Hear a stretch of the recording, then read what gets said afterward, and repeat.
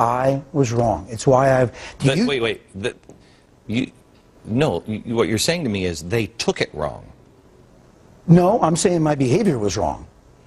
My behavior was wrong. What was wrong about it? I should have never allowed myself to be as familiar with my staff as I was. I never translated from my days in the Navy to being a congressman. But I did not. Let me be very clear. I don't know what tickle fights in the Navy. I've never been in the Navy. I don't know what tickle fights in the Navy. Let me show you something.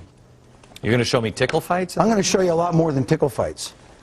You can't, I don't know if you, that's a crossing the line ceremony. Harry, can you get this? That's a crossing the line ceremony in 1983. If you were to take this out of context today.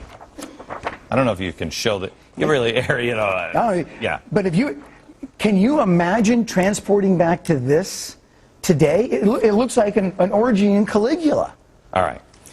And anybody that's been in the Navy knows it. And I am at fault. I own it. Nobody forced me out. I made the decision. Did you ever touch anybody sexually or grope anybody sexually? No. Okay. No. And there's a big difference. There's a huge difference. And but that's when you take things out of context in Washington, D.C., this is what the whole crux of this conversation is about. See, everybody loves an independent member of Congress until you are one. And the minute you step out of the mold, then the whip starts cracking. And those aren't my words. I was listening to it on this TV station today. And we'll talk about the particulars. I got myself between a rock and a hard spot. And all of a sudden, I mean, think about this. Within 15 minutes of me deciding to leave, Politico published a full story on this, complete with anonymous sources and timelines that obviously had been in development for goodness only knows how long. Who knows where they... Don't you find that kind of odd? No, I don't. Well, I do. I mean, the reason... No, I don't, because I have 2 unauthorized biographies coming out about me in this spring. No, and I've never had that happen. Yeah, well, I've got 2 of them. I understand smear tactics. Okay. I get smear tactics. And that's why I want you to say, because look, as I said to Rod Blagojevich, if you can look at the American people and say, look, I did nothing wrong, I did nothing sexual, I did nothing criminal. I did nothing sexual. I did things that were wrong. I should not have allowed myself to be that familiar with my staff. Okay. And you did nothing criminal? No. Okay. No. So if you if you say that and then it comes out, and you know, whisper campaigns are whisper campaigns, but if it comes out, you're one of the most evil bastards I've ever met. If you can say that and look at somebody in the eye, and so be it. Okay. At this point, people will be told to say anything about me. How does that work exactly? What do you mean by that? Well, come on. Let's be blunt. I voted against... By the way, we actually agree on some things. And I have hundreds of friends who in the past 48 hours think I'm Beelzebub, think I'm the devil, because I'm coming on this show. Oh, I know that. I mean... Oh, I have several friends who think I'm the devil for having you on. And by the way, I don't view you... This is where I'm different. I don't view you as my enemy. I view you as a political opponent on some issues. By the way, not all. If you look at my voting record, you find, I mean, they actually said I was the most centrist member of Congress. I voted against cap. Oh, yes. Well, that means I've seen Congress lately. That actually may be true, but... Well, I voted against cap and trade. I voted against the financial services restructuring bill. Yeah, but you're also, I mean, and yes, we do disagree. I happen to believe that health care is an imminent crisis. It is. But I also believe that what we're about to do will make it worse. But you want when you're standing against health care, it's because you want a single-payer program.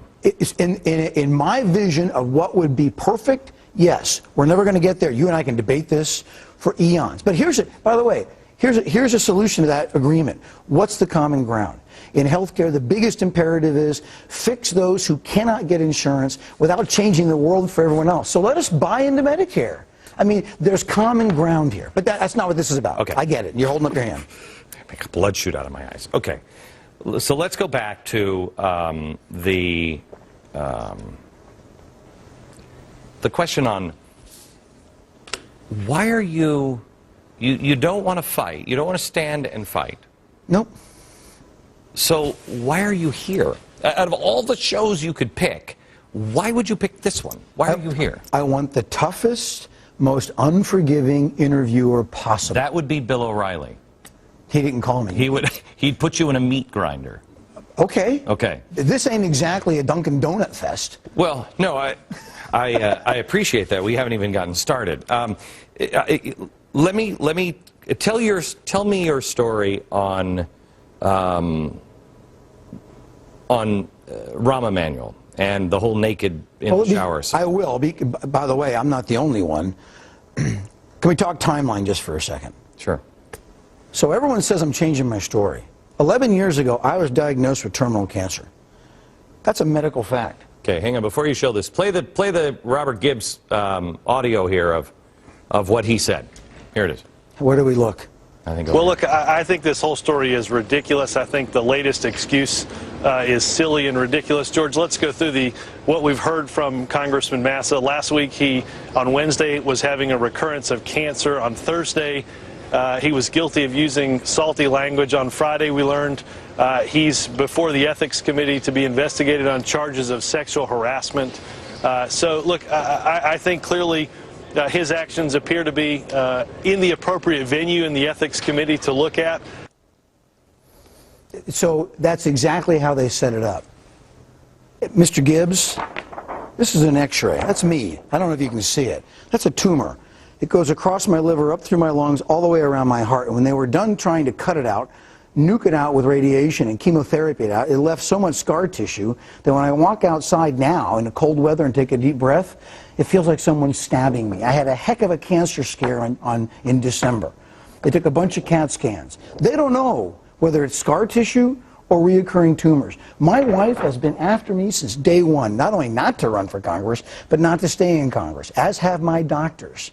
Because it's literally, for me, it's a 120-hour work week. And they want to dismiss this?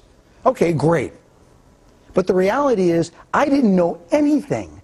Nobody from the Ethics Committee talked to me, not even yet. Not a word, not one. Everything I know about it, I've learned from Mr. Gibbs and from the internet.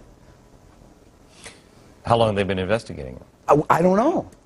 I don't know that. I took a trip to California about 2 weeks ago. How does this work? It's a star chamber. And it's all supposed to be very confidential and never released to the public. That way they have these incredible powers to investigate. And the trade-off is it's kept secret. But they didn't even follow the procedures of secrecy because they started leaking things here and there. And that's how this works. It's the old one. It's the Potomac two-step. All right.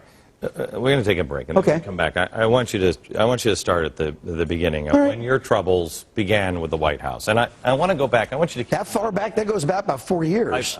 Hang on. I want you to keep in mind one thing. I made a promise on the first day of this show that I would not waste the time. My time is valuable, but my viewers, they don't have. I have to be here till 6. Take me where you want. They don't. Take me where you want to go. This is where I want you to go. Okay.